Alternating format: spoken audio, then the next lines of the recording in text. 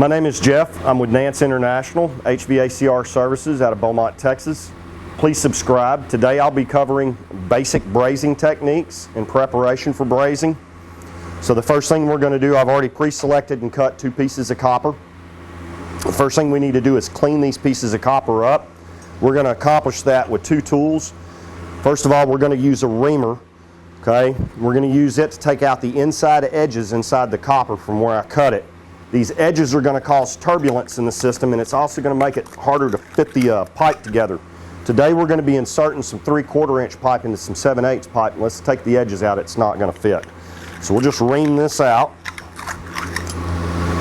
We'll do both sides because if we're going to install this on a system, we want to make sure there's the least amount of turbulence in the system as possible. So now that I've got that reamed out, I'm going to do my other piece.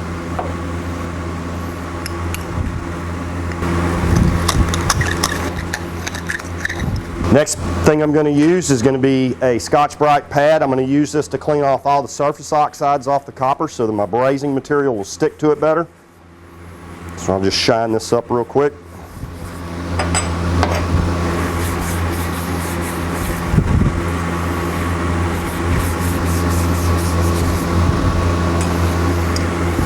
We're going to insert our 3/4 inch pipe into our 7/8 pipe.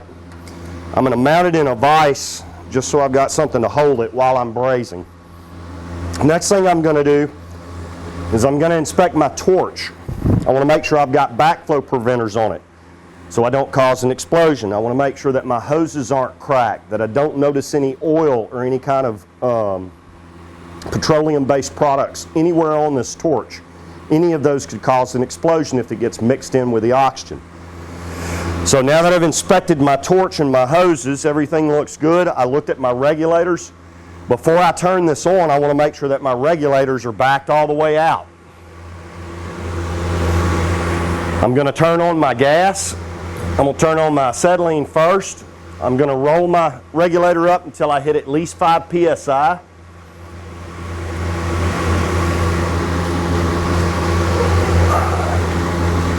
I'm going to bleed out my acetylene to make sure I don't have anything else inside it. So I'll go ahead and bleed it now. Next thing I'm going to do is turn on my oxygen. I'm going to set it to 20 psi. I do not exceed 20 psi on my oxygen. I never exceed 15 psi on my acetylene. Another point I want to cover, if I'm brazing, I need to have gloves on. I also need to have closed-toe shoes.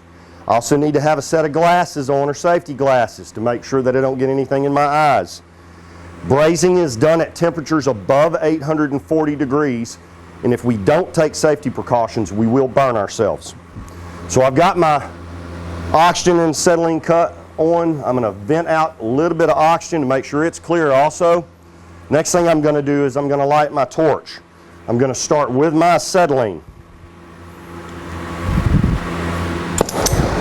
Now I'm going to open this up. As you'll notice right now, that's a pretty clean flame. If I start it up and I see this black, I'm going to open that acetylene up until the black disappears. Next thing I'm going to do is I'm going to crack my oxygen. You'll see the flame snap back. Now I'm looking for a neutral flame. If I have a flame with a long cone in the center, that's going to be a carbonizing flame. That's too cool. It's going to leave carbon deposits on the copper, which means the brazing rods aren't going to stick. So we'll pull this back. I want it right before I can start seeing a defined inner cone. So I want a flame about like that. I'm also going to hear a slight roar off of this torch. Now that I've got my flame set, I'm going to move over and pick myself up a brazing rod. This is 15% Silphos. You can get this in 0, 10, 15. I prefer the 15 because it flows faster. You will run across people who say the 0 works just fine, but I prefer the 15 because it's easier to work with. So I've got 2 places on this that I'm going to heat. I'm going to start with the tube that's inserted inside the larger tube. Copper is going to conduct that heat over into the larger piece that it's inserted in. So we'll start up top. We're going to heat this top piece first. We're going to keep our torch in motion, but I'm not going to move it too fast. If I move it too fast, what I'm looking for on this is a change in the color. As you can see, this copper's starting to turn a pewter color. And because of that, I know I'm close on my heat. So I'm just going to follow it around a little bit, heat the rest of that tube, and as soon as I get it all hot enough, I'm going to drop down to the section that it's inserted in, okay, and I'm going to heat it. Now that I have both pieces of my copper the heat that I want as far as brazing, I'm going to go about a 1/4 inch away from the rod with the torch, and I'm going to use the heat of the copper itself to melt the rod. I'm not going to use the torch flame, okay?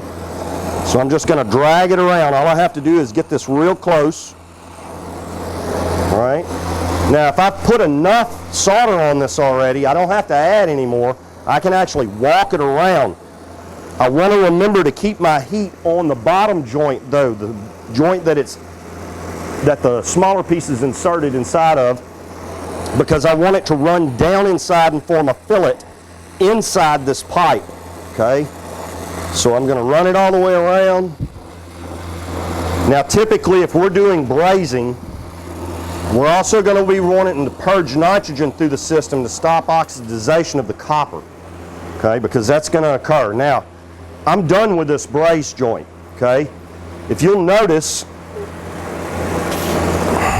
I did not put a cap weld on this. It is not necessary. Cap welds are only for larger pipes where we're looking for water runoff.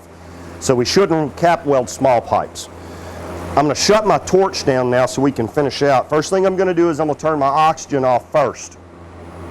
And then I'm going to shut down my acetylene. If I hear a pop or a snap at the end of this, that tells me that my valves are leaking on my torch and I need to replace them. Okay? Next thing I'm going to do is zero back out my manifolds. I'm going to shut them off, and then I'm going to vent this torch before I put it in storage. Okay? So I'm going to vent the acetylene, and then I'm going to vent the oxygen. Don't leave pressure on your torches. All right, so we're done with the brazing. However, I did want to mention that we finished our braze. You will see technicians take wet rags or submerge it in order to cool it off. I don't recommend doing that because even though this is all made out of copper, they are larger sizes. So you may get a little bit of a difference in the contraction rate and crack the weld. These should be allowed to cool off until they're fairly cool, and then you can use a rag to clean them up that's got water on them. Once again, thank you for joining us today for this brazing exhibition. I'm Jeff with Nance. Please hit the subscribe button and join us again.